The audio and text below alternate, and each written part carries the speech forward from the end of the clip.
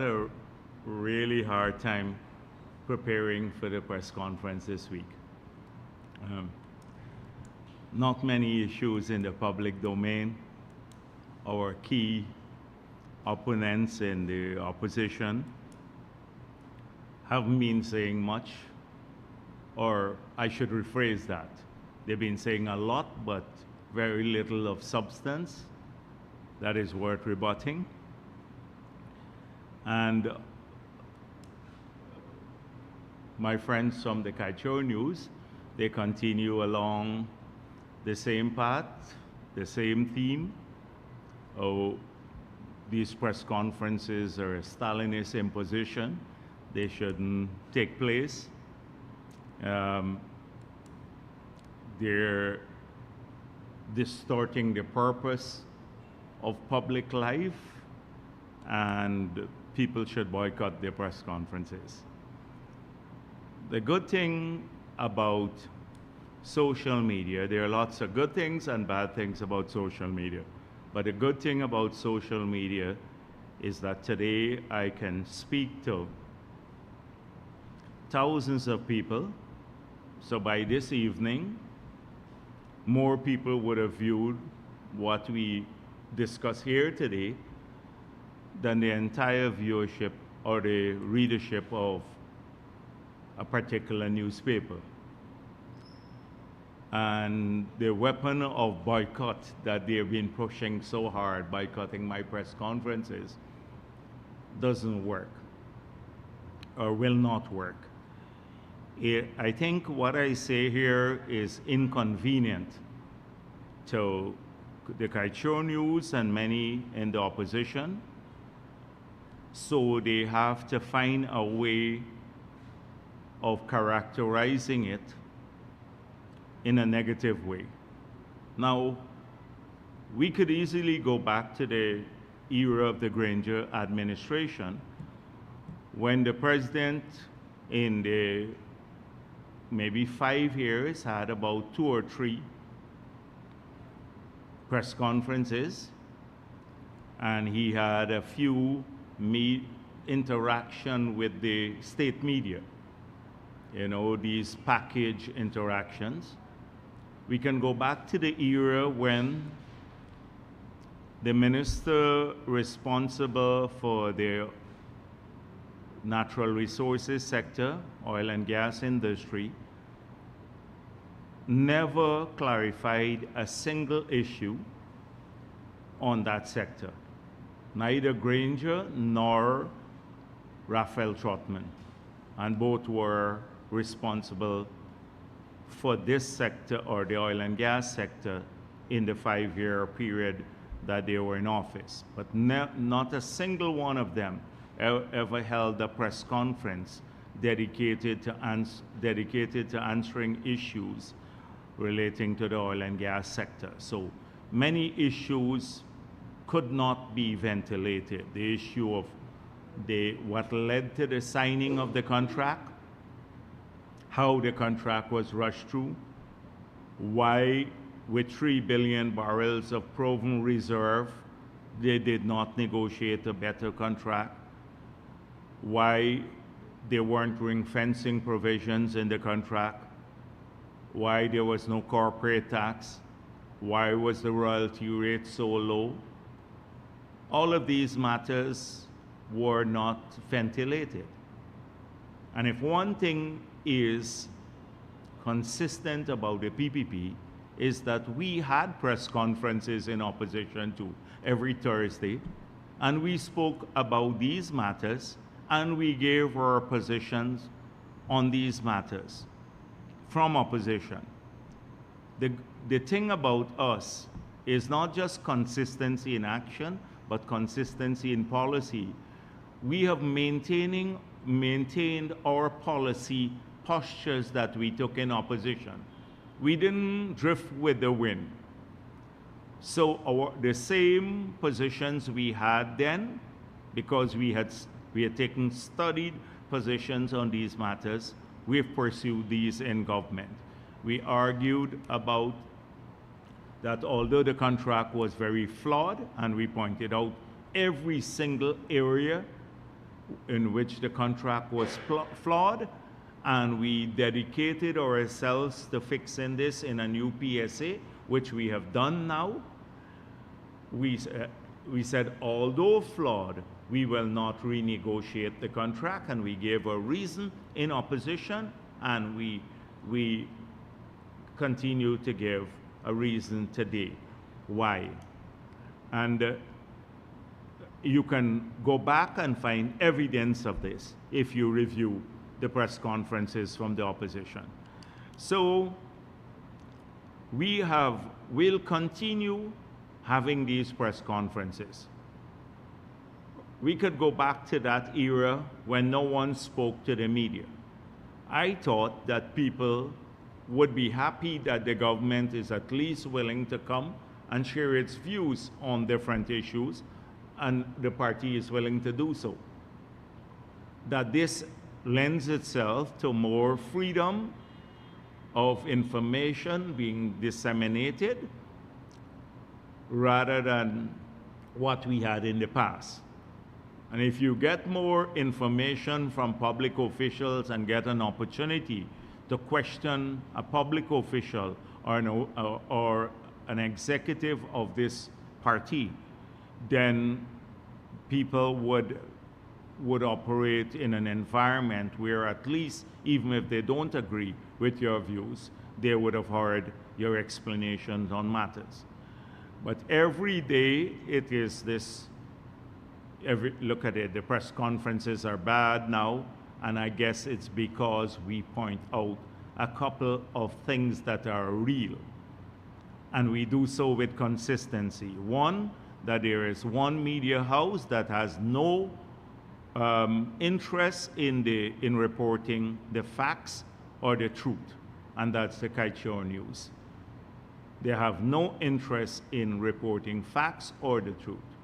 They're stuck in a time warp with a few worn ideas, and it keeps playing out every week in the newspapers in new form, and they catch some unsuspecting officials like Roysdale Ford when his guard is down, and he makes some silly comments like, oh, we should renegotiate the contract. We need to review the contract to see what the flaws are. Now, tell me, this Roysdale Ford is a lawyer. This contract has been around since 2016. He didn't have time to review the contract as yet. We reviewed it in opposition, and we pointed out exactly the things that we wanted changed, and we changed them in the PSA. We just said we will not renegotiate this contract. He wants a review to be done now to see what's wrong with the contract. And I heard that the APNU had, at Congress Place, they had a seminar for some of their officials on the oil and gas sector. So the seminar, the two presenters were some Lucas, some guy who was at the GRA, and Vincent Adams. And you know what I'm worried about? Is that because so many of the people who attended are mediocre in their understanding of the sector and very impressionable, that a person as jaundiced as Vincent Adams, who has a particular mindset after messing up his tenure at the EPA, that he would influence these very impressionable minds, who are parrot-like minds, who will go in the public domain and repeat what he says without much thought to policy, particularly as to what a government has to do. And they're presenting themselves as the alternative government.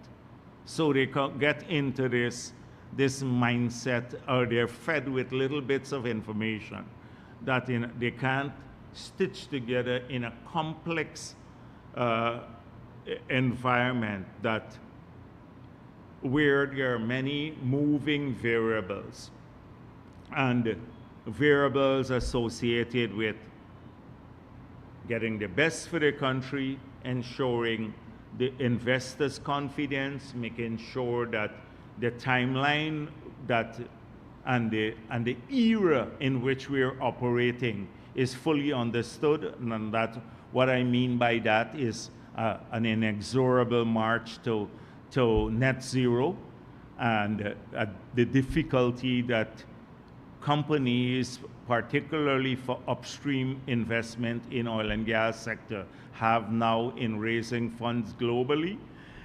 There are many moving parts. Those are just 3 or 4 variables I mentioned. But it's a complex equation, and people can just get a talking point. Like I suspect they gave them a few talking points who went to this seminar, and they just don't understand the complex whole. And I think that is exactly what happened, precisely what happened with Roysdale Ford. Got caught with the Kaichor News, wants to not get bad press, so he just says the most inane thing that comes to his head, which is we must review this contract now, and not recognizing how stupid it sounds.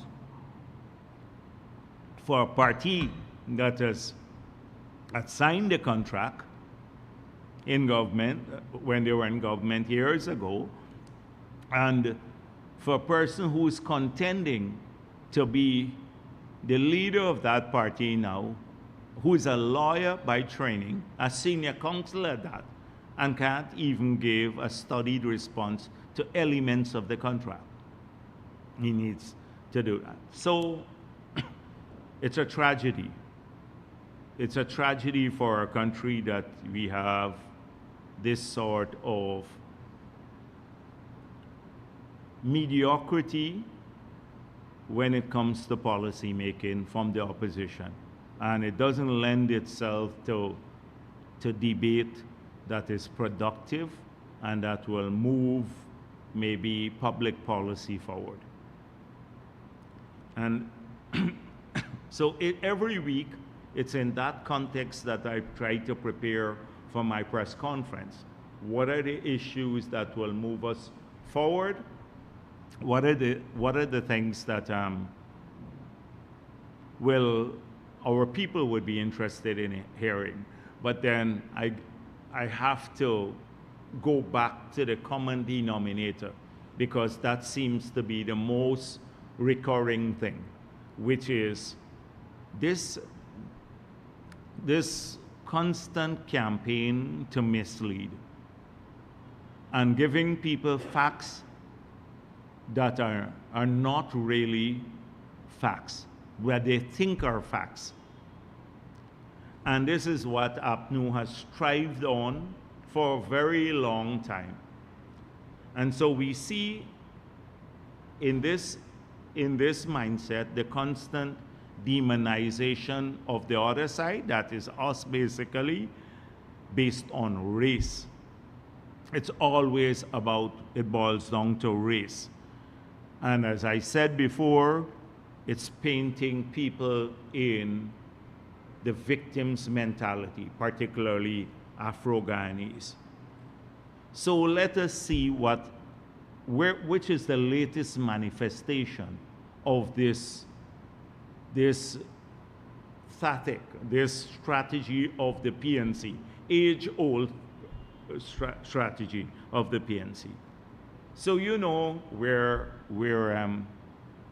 going to be celebrating the 50th anniversary of our independence in Region 10 this year, on the 26th.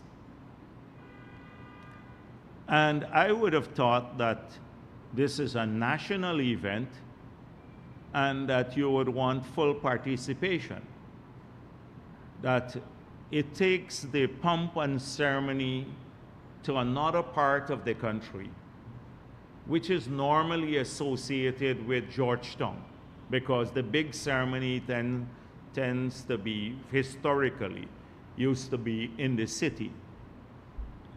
And this follows a pattern that where the government took this activity to Region 2 and Region 9, and this year, Region 10. as part of the bringing people closer to these events and promoting harmony and a sense of patriotism in our people. I recall when it went to Essecubo, people from Linden, the executives of the PNC said, why take it to the Essecubo? PPP is taking it to their support base. Now that it's going to Region 10, they've urged people not to attend. They're urging. So they put out 10 reasons why the people of Linden and Region 10 should not support the government PR stunt in bringing independence activity in Linden. This is the latest manifestation of what I spoke of before, the racism and then the victim's mentality. So one of the reasons they gave is that the government installed an 8-member board of guardians, all Indian individuals aligned with the PPP, and they've been denying people, especially one boy, a 5-year-old suffering from liver disease, public assistance. So it's not 8. They have 8 members here. It's actually 7. But they put in bracket all Indians. So somebody reading this, most people don't know who the members of the Board of Guardians are. Just imagine if you live in Linden and you see this, you would actually think it's true. The fact of the matter is that of the 7 members, 2 are Indo-Guyanese in the Board of Guardians. The rest are made up of Afro-Guyanese, people of mixed descent, and Amerindians. 2 of the 7 are Indo-Guyanese. But they, in a document they're circulating saying all Indians. This is racism. So most people in Linden would know. They'd say, yes, look at this, PPP, put a board of guardians made up of only Indian people in Linden. That's the lie that they tell. And they've done this all the time. But it's a lie based on race again. So the next thing is the victim's mentality. So they spoke about the disrespect shown towards the executive of the Mayor and Town Council.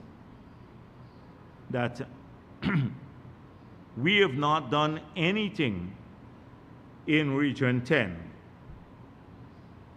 That a synthetic track that they started, we haven't even completed it. This is for sports. So what's the story with this synthetic track? APNU announced it. It was supposed to be completed in 2018. It wasn't. They announced it was supposed to be completed in 2019. It never happened. When we got into office, they hadn't even paid for the synthetic track. If you check the payment when it was done under this government to pay for the synthetic track to put in Linden. But we didn't leave it at the synthetic track. We put in on the same ground FIFA compliant lights so you can play football in that area, international football. And we are building 2 stands now, one for $130 million and another for $150 million in the same area. But a blatant lie about the synthetic track. So people would think, oh, the PPP is stalling this, or somehow they built the track. They made a promise like they did in 2015. They promised everything. And they never did it. they have a unique and uncanny capability of not being able to complete anything, to do projects. They can talk a lot, but never could deliver on a real project. So actually, this track is being built by the PPP. We're putting in stands, we're putting in FIFA Light, but that's not the end of it. On the Mackenzie side, we're now building several stadia. We're putting in the ICC lights in a multi-purpose ground, spending hundreds of millions, over $500 million being spent on the other side. That is the Mackenzie side. So this is something that, if you look at sports, they lie about that. They then spoke about, in the same 10-point plan, 10 reasons. Another reason is that the government has suspended the Linden Enterprise Network Board, and therefore a number of people can't get their loans. Now, if you know how this lens was created, I have explained this many times, that when I was Minister of Finance, we had an area study. I took my team to Linden, to Region 10. We did an area study. We applied on the European Union facility called CISMIN for a grant. We got about 12 million euros. We established the Linden Economic Advancement Project. That was years ago. That was in the 90s. We changed the law to give special concessions to Region 10, any investment in Region 10.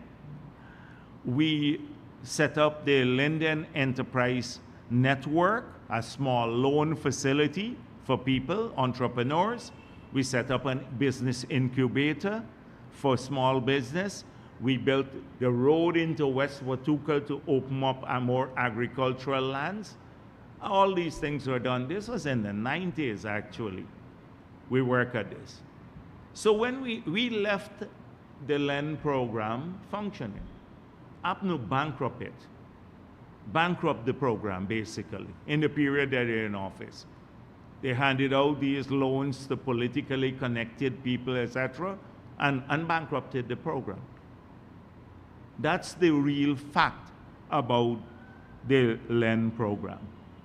They killed something that the PPP had established.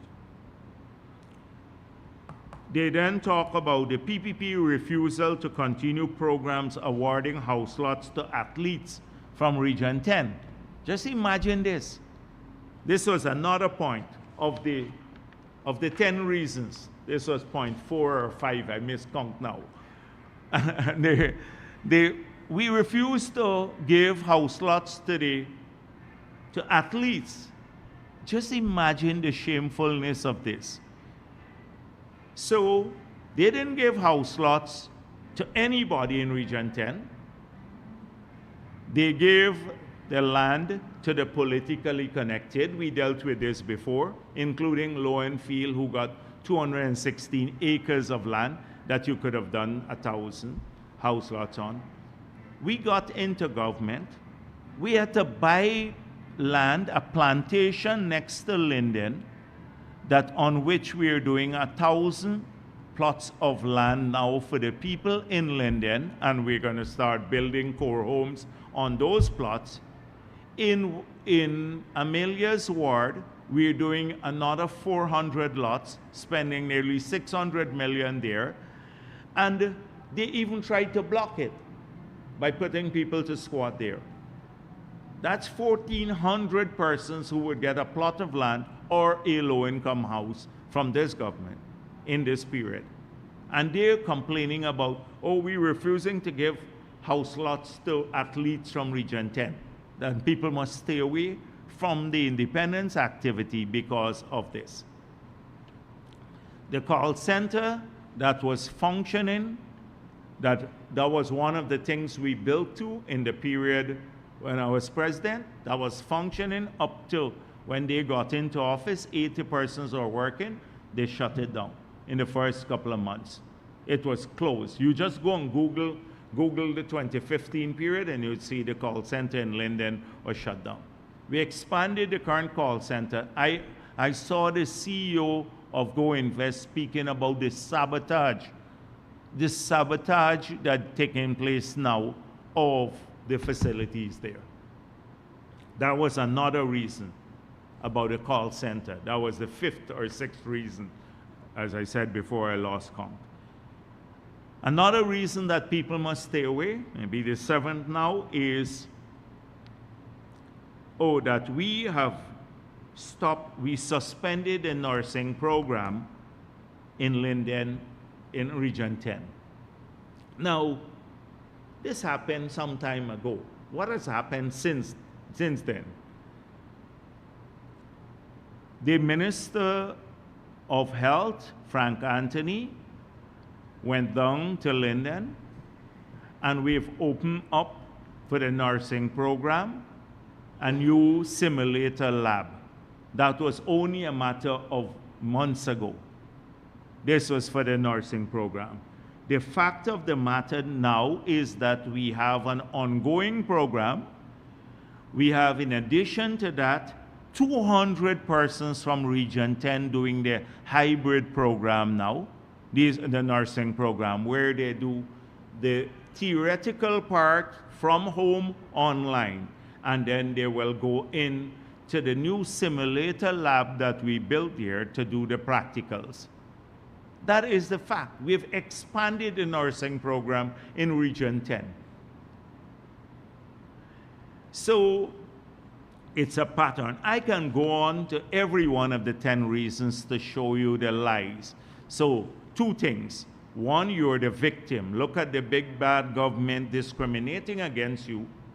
And what they do is that if we do something in Indo-Guyanese areas, like we build a facility there, they will highlight it.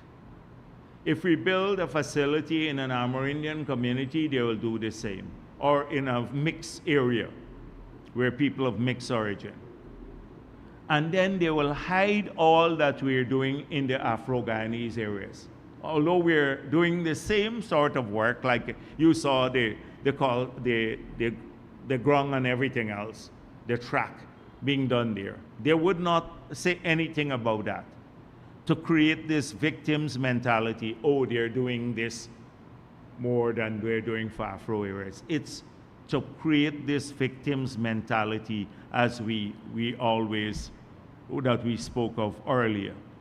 They would never speak. When they didn't tell anybody here, or one of the reasons you should go to the activities, because this government is spending $5 billion in Region 10 to subsidize electricity, which it doesn't do for any one of the other 9 regions. The other 9 regions can claim we're discriminating against them because they're getting practically free electricity. All of these so-called leaders in Linden, they're running their business on subsidized electricity. They wouldn't complain about that. But that doesn't fit into the convenient narrative. And so the lies are intended to keep people away from these activities, so that, because heaven forbids that they will go there and listen to something, your finale speak or someone else speak, and then they will probably hear the truth. They have to keep people away from the truth. And that's why they have all these trolls and useless people who are masquerading abroad, the Browns and the Solomons and the others, constantly lying to the people. Their big fear is that people find out the truth, because they peddle the untruth. So we have to watch out for this sort of thing. It happens all the time. Now, I didn't want to say much about Congress again, because it seems as though they can't let go of our Congress. was the PPP's 32nd Congress reduced to a farce. Let me reiterate again, it's the biggest Congress ever held by a political party. It had thousands of delegates and observers. It went smoothly, there was no fighting there, nobody pulled any gun. You remember what happened in the past? Didn't have protesters out there protesting their votes. It happened at the Congress, the last APNU Congress. People, in spite of the fact that they tried to cast a negative light on the arrangements, people were satisfied. Our delegates, they were all upbeat.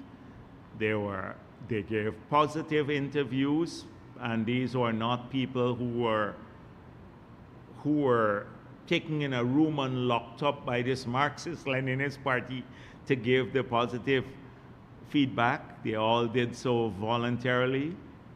When you look at our Congress, you saw the freedom, the camaraderie, the diversity, the number of women there, and people of every race, and people of every religion, and it was a high point for the PPP. They can't let go of it. Yeah, I think it has scarred them psychologically. And therefore, they just want to keep coming back to this Congress all the time. Imagine our Congress was a farce. The biggest, strongest political party. But what is farcical is they have announced their Congress, this is PNC, and can you imagine the AFC, of all times in the world, they too announced their Congress to be held at the same day that the PNC has its own Congress. Now this is supposed to be an independent party that wants to carve itself out, its own space out, separate from the PNC, that claims that it has policy independence, which we know is a lie. They are the biggest sycophants, and they're even more corrupt, the leaders of the AFC, than the PNC. And that they're not baggage boys or water boys for the AFC and for the PNC. They like to carve that image out, you know, that we are independent. And then you couldn't pick another day for your Congress, that the same weekend that the PNC is doing it, unless they're going to share eating space or utensils or something like that. Or they would have like or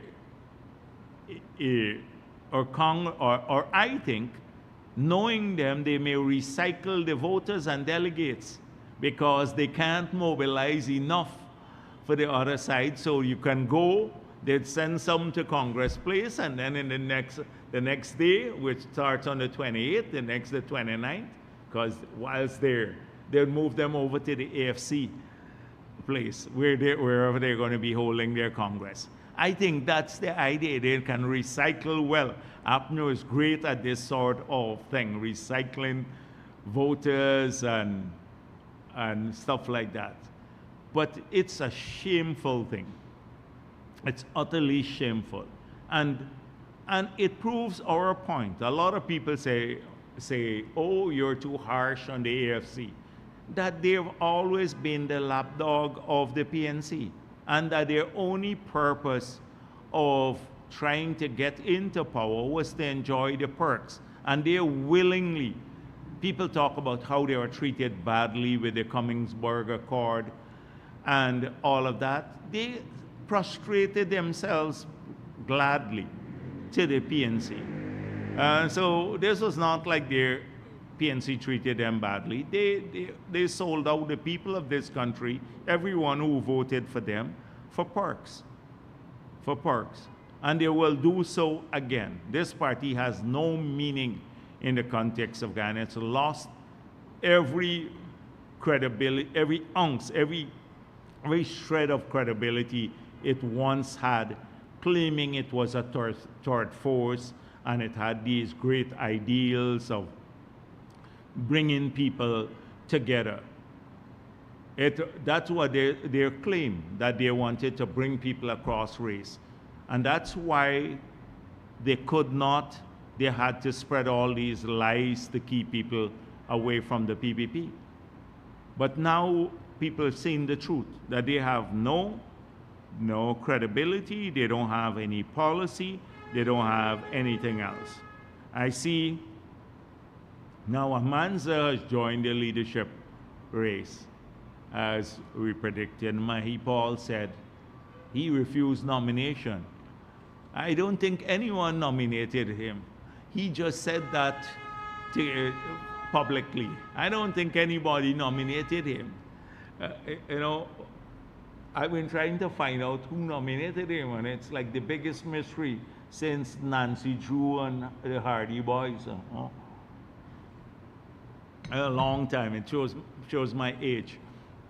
Ago. So a long, long time. You got to get Perry Mason to find out who nominated Mahi Paul to be the leader or in the leadership contest. So it's nothing. Amanza is, in my view, even worse than Norton, by a far way too. In spite of all the put on and the pretense of sophistication, you see the true nature of these individuals in their presentations. You people can look a particular way or carry themselves a particular way. When they open their mouth, then you see how bigoted and often how jaundiced their views are, and often how racial. They have no intention of bringing our people together. They have no intention of working for country. It's all about themselves. So since we have their farce, but Glenn Lal predicted that too. Glenn Lal said both parties are a waste of time. He said the PPP Congress was a farce, and they got some other clowns that they're trying in the PNC Congress. So by implication, he's the real deal. And also, well, God help us if he gets anywhere near anything called policy making. Policy making will make him run stark mad if he's not there already. So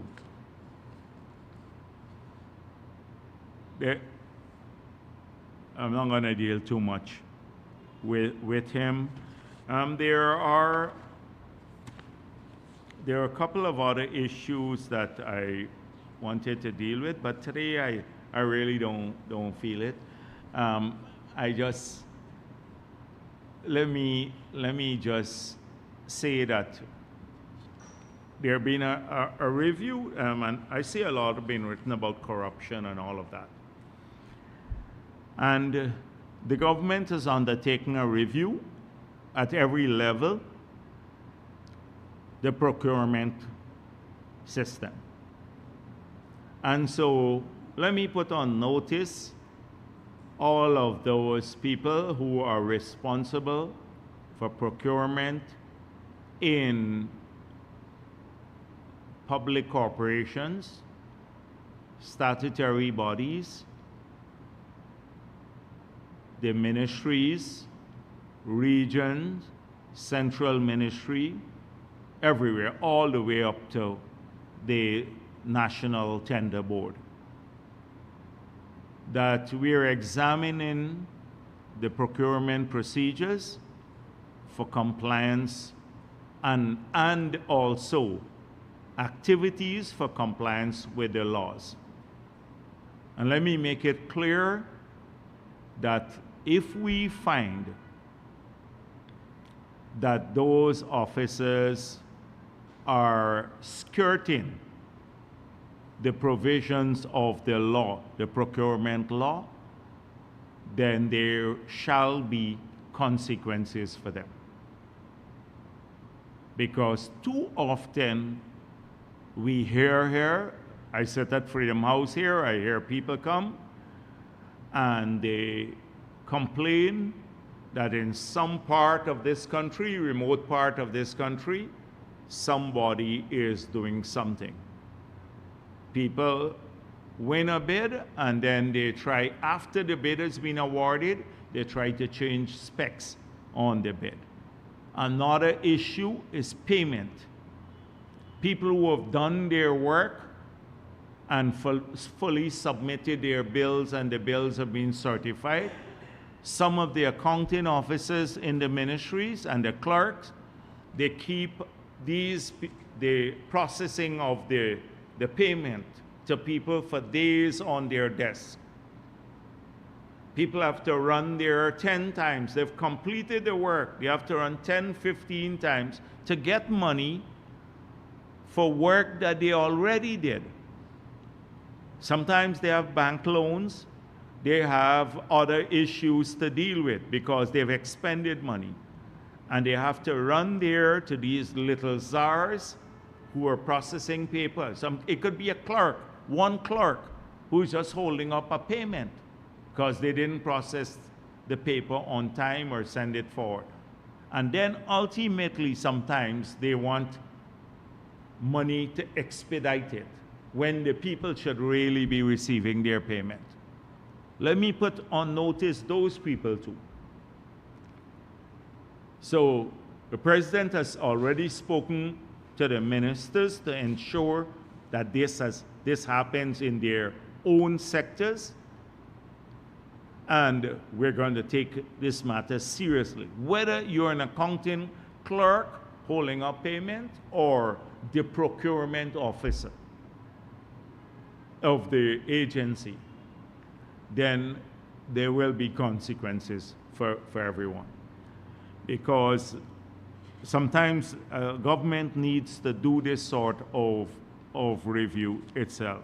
We have had cases like that. And also, let me say, for people who go out on public contracts, when we have civil works contracts, and they're paid by the government to supervise the work, so they have to supervise and then bring in the bills to say, yes, this physical work was actually done, because nobody in the office will know what is done on a road, say in Melanie or somewhere else. They get paid, the clerk of works, etc. If they falsify that, then you end up paying for what you have not received. And so a lot of that will happen, and there will be some people, you would have sting operations too. So I'm telling them, I'm forewarning them. So if you have been engaged in these practices and you get caught, don't come and later complain, oh, you have 2 kids or something else, and or you belong to some party or something else. Don't come and complain about that you belong to a party or you have a party card or anything like that. If you get caught, you face the consequences. So I want to make sure that they understand that segment. So I'm going to end here. Thank you.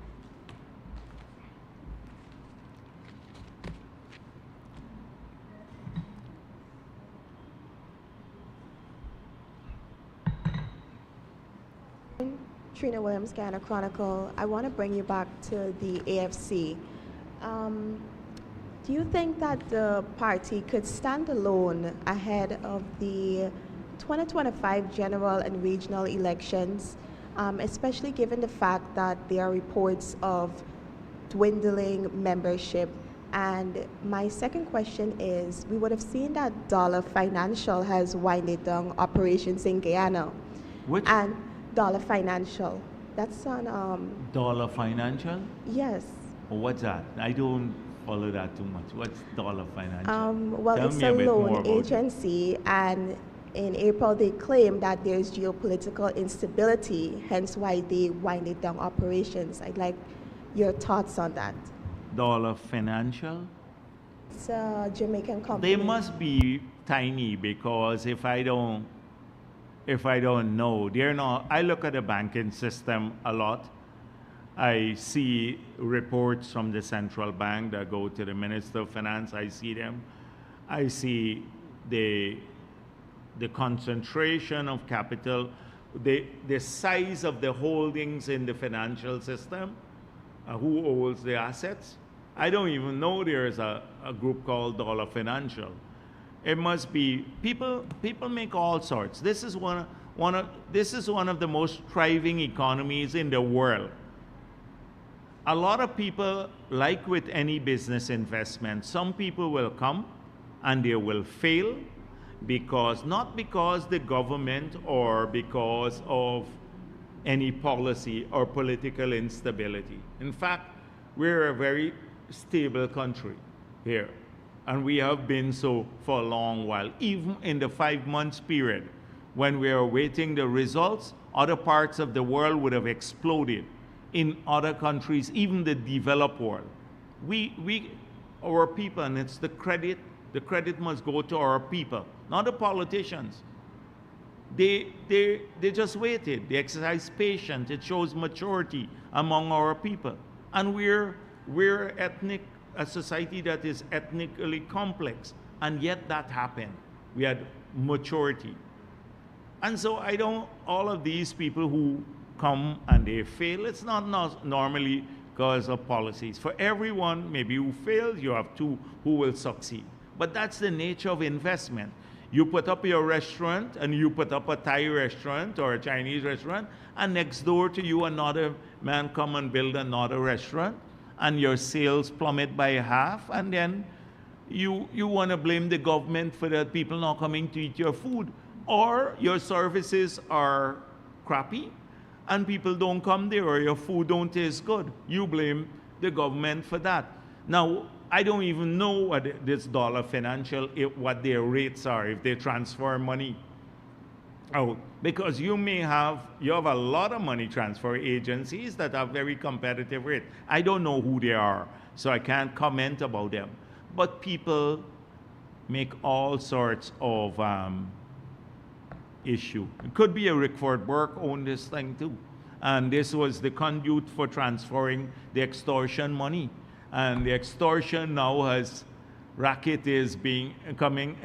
to the attention of several law enforcement agencies around the world.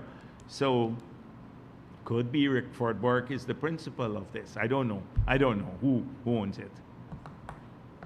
Yes, the AFC dwindling membership. I don't want to predict what will happen, whether they contest in 2025 or not.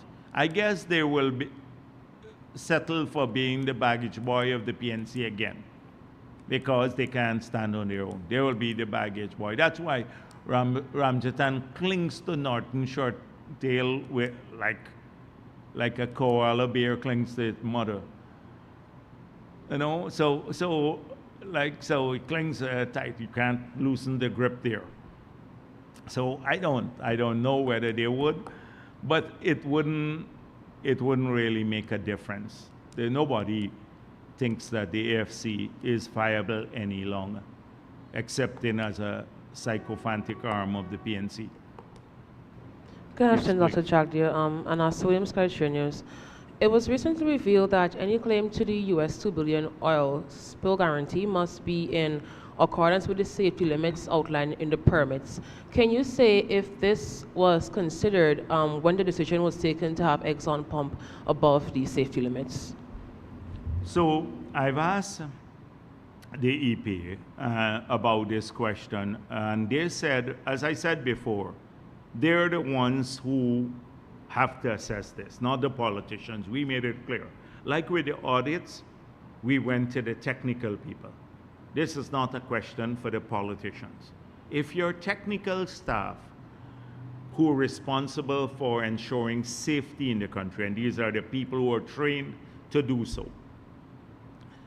In both the ministry and the EPA say that they have reviewed the submissions from ExxonMobil, and that they find that the submissions, that the increase in production above the announced capacity of these vessels is safe, then the politicians have to accept this. We will not, I will never venture to make an independent judgment like that on my own. Glenn Lyle can make that judgment because he's a specialist on these matters, you know. But I'm not a specialist. I have to go to the technical staff like we did with the audit. People are trained in this sector to review all of these documents.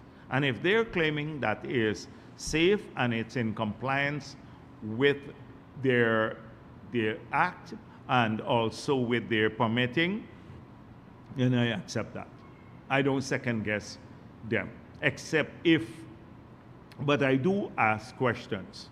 I do ask questions, and one of the questions I ask that they have to clarify is whether this whole question, if you go above rated capacity, whether, because if it doesn't violate your policy. These are questions that I've asked them already. Okay, so I do ask several questions, but I can't second guess technical people. And that's how we work. We allow the technical officers to work. If you do otherwise, it's political interference. Just imagine a minister or the head of a political party say, call the EPA and say, you know, allow Exxon to do this. Then what? We'd be slaughtered, but it would be wrong too. It has to come from those agencies. They have to assess before any decision is taken. And that's the right way of doing the things, and we have done so here. So even on the spill, we have asked, when the permits were given, what is your capacity to manage a spill? Should it take place? Now, nobody in this world can put their neck on the line to say there shall be no spill now in the future. But do you have the capacity to address it and to minimize its impact and to compensate people? So people use like what happened 10 years ago. When the time it took almost to cap or plug the well from which the spill took place, where we can mobilize the capping stock in a matter of days, because the permit says now that you have to have a subscription with an international group, and one has to be resident in the country. Now, Exxon didn't want that. They said it's costly to keep that here. We don't have it in the region. And we said, no, you have to keep it. So if there is a blowout, you can cap it almost immediately and minimize the impact. In lots of other places where you've seen they didn't have that, or they were in remote locations, they couldn't get that out immediately, like in very adverse weather conditions or deep sea and stuff like that. And that caused significantly more damage.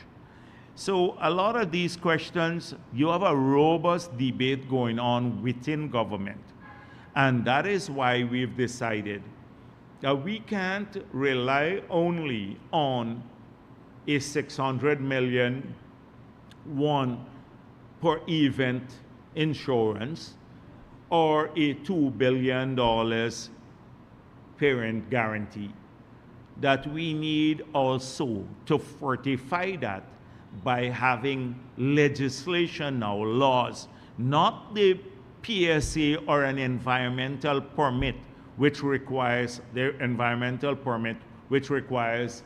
a guarantee, but also that the law will now force companies who operate here to operate in a particular environment, and should there be any event of this type that we all want to avoid for this country, that they bear full liability for those events. And that's what the law will do. And it will go even beyond the primary producers, but to shipping companies, where there's a big gap now, because there's no big, they don't have to lodge bonds and everything else here. So if there's a spill from a shipping company that's unrelated to Exxon, and they sink there offshore, we don't have the same sort of bond that we have, like with, in this case, with Exxon. However they are, whatever the arguments are, whether it's adequate or inadequate, which will hopefully be addressed by the legislation that we intend to pass before the recess. We made it clear. And before August recess of the Parliament, we want this legislation in place. We've been working on it for some time. So people need to understand all of these things. But I will not venture to give we got technical advice, and it's only the technical advice I can say I speak to here. Sir, you said you would have reached out to the EPA to ask whether this would breach. No, I've done so. I've done so. Have they already. responded? No. They have to give me a full report on all of these issues. So I've done it through the minister and directly to the EPA. So these are additional-ish questions I've asked. But on the assessment whether this is safe, the ministry technical staff said to me, I asked, have you reviewed it? Because we don't know if it's safe. And they said, yes, we have reviewed it, and the EPA has done the same. And both have said it's safe. On the cost recovery audits, can you say whether there were any further developments or actions taken in regards to the findings of these audits? No, so I have not followed it directly, because it's the last conversation I had on this matter was that we need to close the first audit. Close it first. You need to formally say. So I have to find out if that was done. And it should have been done, because that was about 3 weeks ago. That they had to write and say, we have a difference of opinion over 214 million now. So that letter closing it with Exxon. So there's no room for negotiation anymore. That's clear. Then you trigger the procedures according to the PSA. You try to meet to see through maybe a mediator to see if you can close the gap, and if not, you go to full arbitration. So that should have been done. The second one, they still are in the back. They still have been writing Exxon and awaiting response on a lot of the issues that you have serialized in the Kaichor News. And now and I hope you acknowledge that it was we who released both audits. So they're no longer secret documents. They're no longer secret documents. The audits have been released already. So because I saw you still said although we've released the mining contracts, the large one, you criticize Air Finale for obscure mining contracts, that the provisions are not known in these mining contracts, and you have them. So that's where we are in relation to the audits. Hi, good afternoon, Dr. Scharfenberger. Just one question from me. Exxon is pursuing further exploration in the Haimara discovery for gas, to check out if there's potential for gas market. Like I recall in 2023, you said that if they're not going to monetize the gas, then it should relinquish back at the section back to the government. So with them doing further exploration, are they now deciding to monetize the gas, or are they pursuing it because Guyana is looking to monetize the gas? So let me go back to what we decided. So I told you about the strategy, the gas strategy, the discussion paper that went out. We need to finalize that, and that's work that the ministry is doing, ongoing. Through a consultant, they would finalize that. Parallel to that, we tested the market. We went out for expression of interest. They have had some really good, strong firms with good credentials now that said, we believe there is a viable project and we want to work on it. And these are big, very powerful firms that can find maybe the 10 to 15 billion US dollars that you will need to invest in that strategy. When I say 10 to 15 billion US dollars, that's about twice as much as our total savings Guyana in the banking system. So it's a lot of money. So they have selected a company now, the evaluators, and I think it may have gone to the cabinet. I'm not sure if it has gone to the cabinet. Sometimes I go, rarely I go. So it could have gone to the cabinet. So that company now will have to sit down with Exxon. So parallel to that, we had some discussions with Exxon, what I reported, and we said, if you're not moving forward, you got to relinquish. So they now did some studies, and they said, we believe we may be able to move forward with a project.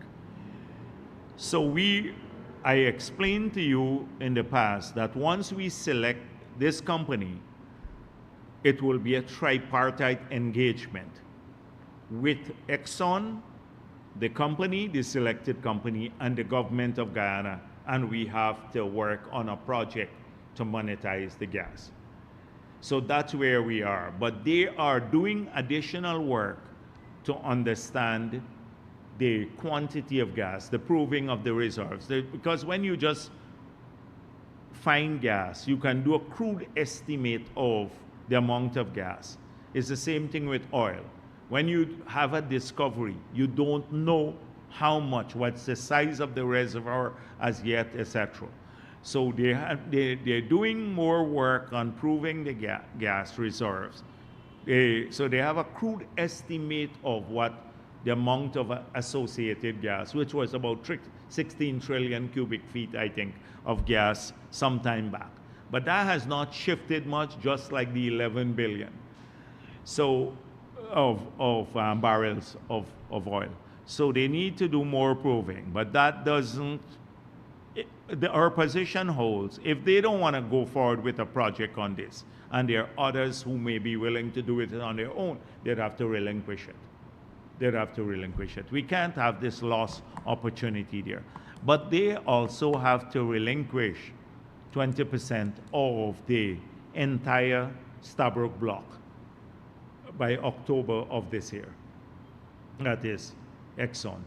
So it may include that area, may not include that area, but if they don't want to move with the gas project, then I believe they have to give up those areas too. If I may follow up, if I have one follow-up. So if they do this work and they find that it's not, suitable to their needs, does it affect Guyana's plans in any way? No, because remember, we still have to there pay are for others it. who are very interested who may go with a different scale. Exxon, there is something called cost bank saturation. But I don't want to get into that now because you just get it distorted again. So they're oil producing. They want to focus on oil. Remember, gas now is something that we're pushing for. But you have several projects around the world. Qatar is expanding, the US is expanding in large numbers. We believe we can monetize our gas. We can do it through various sources. We can ship it out through LNG, floating platform, that's one option. We can bring the gas on shore through a bigger pipeline, not the 12-inch, and then use it to generate power to sell into Brazil, because they're buying a lot of their power in northern Brazil from Venezuela. That's a very lucrative venture. We can then use it for petrochemical industry. So we believe that there is big use for the gas. they may not, I'm not saying this as a sure thing, but I'm just hypothetically saying, they may not have the same priority as us. And then when you look at the cost bank saturation too, that is, they line up projects and they don't want to go beyond a certain point from the cost bank. Then they may just decide that, you know, we don't want to go with it. The returns are not high enough for us compared to the production of oil. So then another company may believe that the returns are good enough, or their technology would allow them to do a different scale operation. So we're very much involved in this, pushing to get this done. Yes.